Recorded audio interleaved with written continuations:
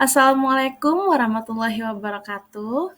Saya Siti Rabbina Aulia, AMDAK, NDH 21, Ahli Pratama Laboratorium Kesehatan, pelatihan CPNS Dasar, golongan 2 Angkatan 5, Kabupaten Pemerintah Pidijaya. Hari ini akan mempresentasikan rancangan aktualisasi saya yang berjudul Optimalisasi Penggunaan APD dalam Melayani Pasien dan Kedisiplinan Bekerja Sesuai dengan SOP. Baiklah, yang pertama saya akan memaparkan profil Puskesmas Cubo. Puskesmas Cubo merupakan salah satu puskesmas yang berada di Kabupaten Pidijaya. Puskesmas Cubo merupakan puskesmas yang berada di Desa Kaijato, Kecamatan Bandar Baru, Kabupaten Pidijaya yang berjarak kurang lebih 6 km dari Jalan Banda Aceh Medan dengan luas wilayah kerja 1.391 km. Visi dan misi Puskesmas Cubo, visi menjadi fasilitas pelayanan kesehatan yang prima dan mandiri menuju masyarakat yang sehat. Misi, memberikan pelayanan kesehatan yang prima, menggerakkan pembangunan berwawasan kesehatan, meningkatkan kesadaran hidup sehat bagi individu, keluarga, dan masyarakat, meningkatkan mutu dan keterjangkauan pelayanan kesehatan. Tugas dan fungsi analis kesehatan, 1.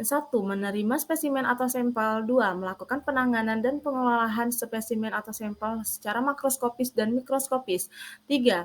Pemeriksaan spesimen atau sampel metode cepat, melakukan spesimen atau sampel secara reaksi atau setara. 4. Memelihara peralatan laboratorium. 5. Mempersiapkan pasien. 6. Mempersiapkan peralatan dan bahan penunjang untuk pengambilan spesimen atau sampel di lapangan. 7. Mempersiapkan pengiriman spesimen atau sampel rujukan. 8. Melakukan sterilisasi dan desinfektan, mempersiapkan peralatan penunjang untuk membuat media atau reagen. 9. Melakukan pencatatan hasil pemeriksaan umum. 10. Memberikan pelayanan dan informasi kegiatan pranata laboratorium kesehatan dan melaporkan hasil pelaksanaan tugas kepada atasan.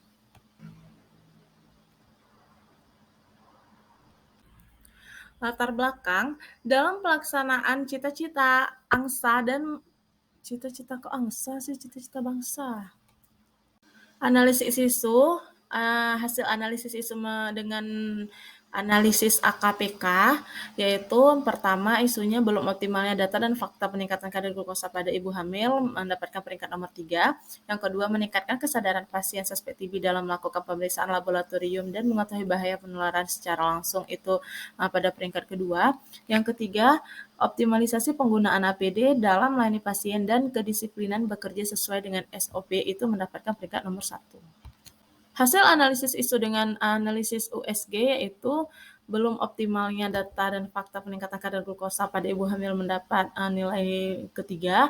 Yang kedua, meningkatkan kesadaran pasien suspek TB dalam melakukan pemeriksaan laboratorium dan mengetahui bahaya penularan secara langsung, itu mendapatkan nilai nomor 2. Yang ketiga, optimalisasi penggunaan APD dalam melayani pasien dan kedisiplinan bekerja sesuai dengan SOP mendapatkan peringkat 1, yang mana tingkat serius yang harus kita angkat isu ini adalah optimalisasi penggunaan APD karena mendapatkan penilaian nomor 1.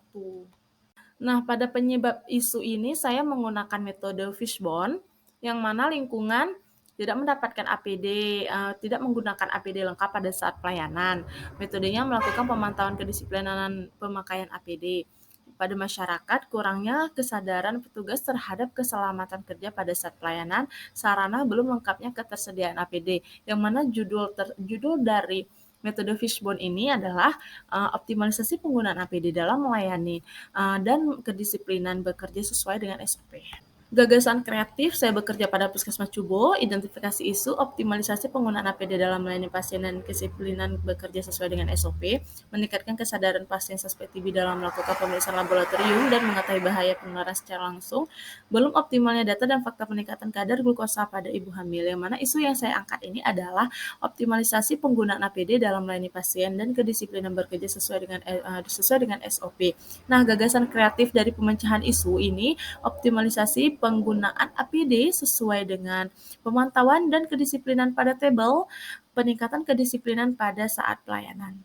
Dampak apabila isu ini tidak diselesaikan akan berdampak rendahnya kesadaran dan kurangnya kedisiplinan petugas kesehatan dalam memakai APD lengkap pada saat pelayanan, yang dapat membahayakan petugas jika terjadi kecelakaan kerja tanpa disengaja, seperti jatuhnya cairan atau sampel darah yang akan langsung mengenakan pada baju si petugas. Jadi jika ada APD lengkap dipakai oleh si petugas, baik itu masker, handscoon ataupun jas lab, itu akan mengurangi resiko langsung terpaparnya si sampel tadi pada tubuh si petugas. Nah, jika hal ini tidak ditangani, maka dapat menyebabkan rendahnya proteksi tenaga kesehatan terhadap berbagai macam pasien yang banyak berkunjung di puskesmas.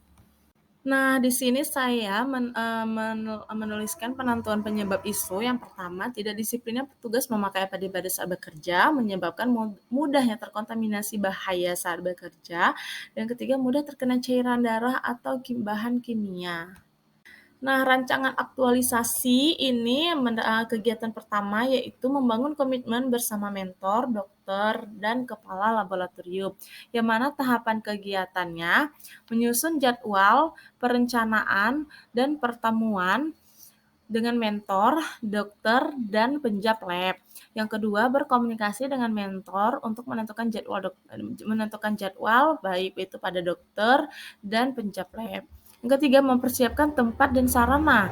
Yang keempat, memaparkan pembuatan SOP sesuai dengan APD ya, pada rancangan aktualisasi terkait kegiatan yang akan dilaksanakan, meminta arahan dan masukan terkait bahan rancangan aktualisasi, yang mana outputnya di sini jadwal pertemuan dengan mentor, kesepakatan, jadwal tempat dan kegiatan yang akan dilaksanakan, bahan presentasi, tempat dan sarana pendukung diskusi, video paparan dan daftar hadir, notulen saran dan masukan dari peserta. Yang mana keterkaitan nilai ASN. Nah, harmonis saya melaksanakan arahan dari mentor, akuntabel mempersiapkan tempat sebaik-baiknya pada pertemuan dengan mentor, dokter, dan penjab lab yang akan berkontribusi pada puskesmas Cubu ini meningkatkan mutu dan pelayanan kesehatan. Kegiatan nomor 2, sosialisasi pembuatan SOP tentang kedisiplinan pemakaian APD. Nah, tahap kegiatannya yang pertama adanya referensi contoh dari pembuatan SOP pemakaian APD sesuai dengan undang-undang yang ada. Membuat SOP sesuai dengan kebutuhan cara pemakaian APD, mengambil aspek-aspek penting yang dapat diterapkan untuk mendukung gagasan aktualisasi. Nah, yang terakhir, meminta persetujuan kepada kepala puskesmas, yaitu mentor, atas SOP yang sudah dirancang sesuai dengan peraturan perundang-undangan. Output di sini adanya referensi sebagai bahan acuan pembuatan SOP, tersusunnya SOP pemakaian APD, poin-poin yang telah disepakati. Nah, keterkaitan nilai ASN, kompeten, mencari materi dan data dari berbagai jurnal resmi. Adaptif, dalam mengkaji materi saya akan mengembangkan kreativitas untuk mendapatkan referensi terbaik. Harmonis, saya melakukan koordinasi dan konsultasi dengan mentor mengenai SOP nilai terhadap APD. Nah, berkontribusi pada puskesmas yaitu meningkatkan mutu dan pelayanan pada puskesmas. Kegiatan 3 yaitu penyiapan media sosial tentang pemakaian APD di Puskesmas Cubu, yang mana tahap kegiatannya saya akan membuat video pemakaian APD secara baik dan benar. Kemudian saya membuat tabel kedisiplinan terhadap pemakaian APD pada saat pelayanan yang akan saya pantau setiap harinya atau setiap minggunya ya. Menyiapkan kelengkapan APD pada saat dilakukan monitoring. Outputnya di sini ada video, kemudian tabel PDF yang sudah saya buat, dan action terhadap menyiapkan kelengkapan APD. Nah, keterkaitan nilai ASN atau tabelnya, saya akan membuat video secara baik dan mudah dipahami oleh petugas. Kemudian berorientasi pelayanan, saya merancang video yang kreatif dan rapi. Yang adaptif, saya mengupload video pada akun media sosial pribadi saya maupun pada akun medsos puskesmas. Nah, berkontribusi pada puskesmas yaitu meningkatkan kesadaran petugas kesehatan pentingnya APD dan mengurangi resiko bahaya jika terjadi kecelakaan kerja. Kegiatan 4, evaluasi dan pelaporan kegiatan pelaksanaan perancangan aktualisasi. Tahap kegiatan menilai pelaksanaan tahapan kegiatan yang sudah dilaksanakan, kemudian melihat peningkatan pada tabel disiplinan, pemakaian APD pada saat pelayanan, kemudian membuat pelaporan hasil evaluasi, meminta surat pernyataan telah melaksanakan kegiatan aktualisasi. Nah, outputnya ini adalah daftar hasil penilaian, catatan penilaian, laporan kegiatan aktualisasi, surat pernyataan telah melaksanakan kegiatan aktualisasi. Nah, keterkaitan nilai ASN-nya ini adaptif. Saya akan menilai pelaksanaan kegiatan dengan jujur dan cermat, kolaboratif, melihat adanya peningkatan dari petugas terhadap pemakaian APD, harmonis. Saya berkonsultasi dengan mentor, dokter, dan PJ Lab menggunakan bahasa yang baik. Loyal, saya akan menjaga nama baik instansi. Nah, berkontribusi pada puskesmas, meningkatkan mutu dan pelayanan kesehatan. Jadwal kegiatan aktualisasi yang sudah saya rancang mulai dari tanggal 6 Mei sampai 28 Juni tahun 2023. Yang pertama, membangun komitmen bersama mentor, dokter, dan kepala lab. Itu yang akan saya lakukan pada minggu pertama dan minggu kedua pada bulan Mei. Nah, pada minggu ketiga, minggu kedua dan ketiga saya lanjut, saya akan langsung melaksanakan sosialisasi pembuatan SOP tentang kedisiplinan pemakaian APD. Nah, yang keempat, penyiapan media sosial tentang pemakaian APD di Puskesmas Cubo itu akan saya lakukan pada minggu ketiga dan minggu keempat ya. Evaluasi dan pelaporan kegiatan pelaksanaan rancangan aktualisasi yang akan saya lakukan pada minggu ke 4, 5, 6 pada bulan Juni. Sekian dan terima kasih. Ini saja paparan hasil seminar saya hari ini. Mohon maaf jika sangat banyak kekurangan terhadap presentasi saya. Assalamualaikum warahmatullahi wabarakatuh.